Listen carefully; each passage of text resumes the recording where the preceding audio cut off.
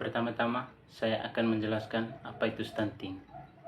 Stunting adalah kondisi di mana pertumbuhan fisik anak terganggu, sehingga tinggi badan lebih pendek dari anak seusianya. Stunting terjadi karena kekurangan gizi kronis dalam jangka waktu yang lama, terutama pada periode 1000 hari pertama kehidupan, yaitu sejak kehamilan hingga anak berusia 2 tahun. Berikut adalah tanda dan gejala stunting. Yang pertama, pertumbuhan tinggi yang lambat.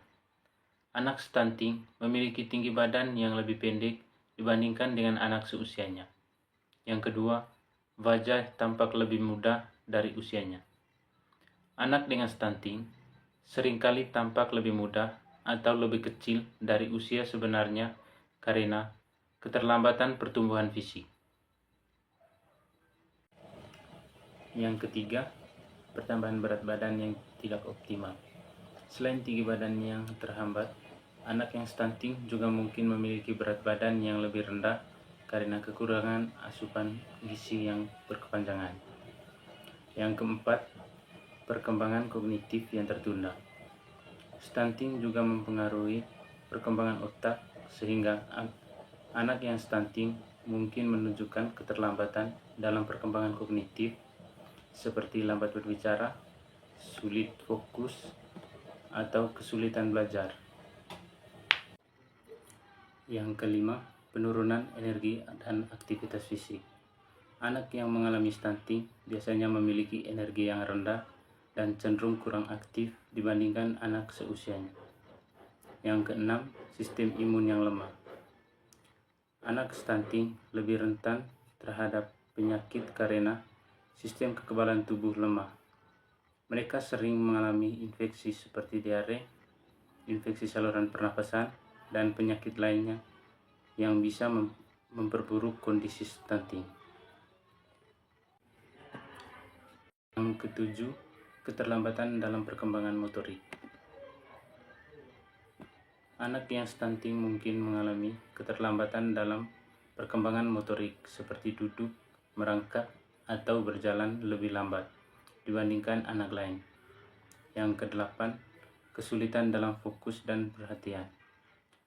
Anak mengalami stunting mungkin mengalami kesulitan dan berkonsentrasi atau mempertahankan perhatian dan kegiatan sehari-hari, termasuk dalam proses belajar.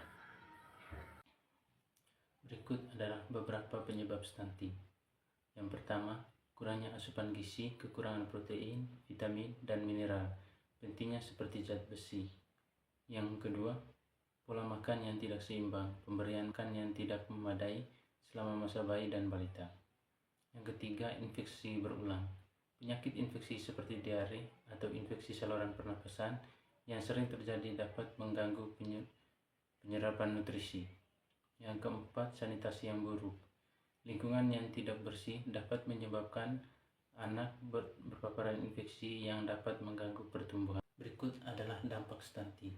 Yang pertama, perkembangan otak terganggu. Stunting dapat menyebabkan kembangan kognitif yang terganggu sehingga anak memiliki kemampuan belajar yang rendah. Yang kedua, kesehatan jangka panjang. Anak yang stunting lebih rentan terhadap penyakit kronis di masa dewasa seperti diabetes, hipertensi, dan obesitas. Yang ketiga, produktivitas rendah. Stunting dapat mempengaruhi produktivitas di masa depan karena perkembangan fisik dan mental yang tidak optimal.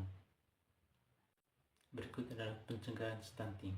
Yang pertama, pemberian gizi seimbang selama kehamilan. Ibu hamil harus mendapatkan asupan gizi yang cukup untuk mendukung pertumbuhan janin. Yang kedua, ASI eksklusif selama 6 bulan pertama. ASI eksklusif sangat penting untuk memberi nutrisi yang cukup bagi bayi. Yang ketiga, pemberian makanan pendamping ASI atau MPASI yang tepat. Setelah usia 6 bulan, bayi harus diberikan makanan pendamping yang bergizi seimbang. Yang keempat, imunisasi dan perawatan kesehatan yang rutin. Imunisasi dan pemeriksaan kesehatan yang teratur dapat mencegah infeksi yang bisa menyebabkan stunting.